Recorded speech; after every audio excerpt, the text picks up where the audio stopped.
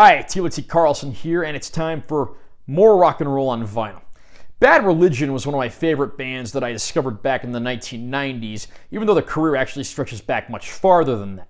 Today we're going to be taking a look at a Zia Records reissue of what's arguably Bad Religion's most famous album, Stranger Than Fiction. Released in 1994, this was the album that really put the band on the mainstream map, and it hit audiences hard, exposing them to hits like the title cuts, Incomplete, Infected, and the re-recording of 21st Century Digital Boy, that of course being a track from one of their earlier independent records on Epitaph Records. So I'm going to do an unboxing of this release, share my thoughts, and let you know if it's recommended or not. Got that classic, monochrome cover art with the band name in bright red. So simple yet so effective. Here's the spine text with the artist and album title. Back cover with some stark images, and of course the track list.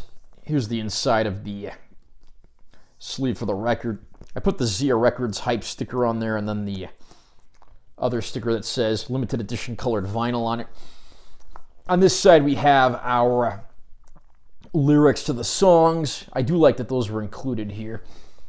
I never owned a copy of this on vinyl before, so I can't say if this is truly authentic to how the original vinyl releases look, or if this even got a vinyl release back in the day. But either way, I am happy to own the album on vinyl. The record itself is a sight to behold. Zia Records gave us a pretty interesting color scheme here. Half silver, half red and black splatter there. And then you look on the other side, more of the same. Pretty shocking looking record, but I love vinyl discs that just stand out with the way they look, and this certainly falls into that category. Bad Religion was one of the bands that, again, I discovered in the 1990s, back when the local alternative rock station started playing them pretty heavily. I instantly fell in love with this band, and my brother actually bought a lot of the CDs back in the day, and it was always great to discover their new songs, and they managed to create a lot of tunes that were relevant and actually enjoyable and listenable, but they still rocked hard, no questions asked. Stranger Than Fiction is arguably the greatest album that Bad Religion put out, and it was the first one that a lot of people heard, myself included, despite the fact that they did have a history that stretched back to the early 1980s.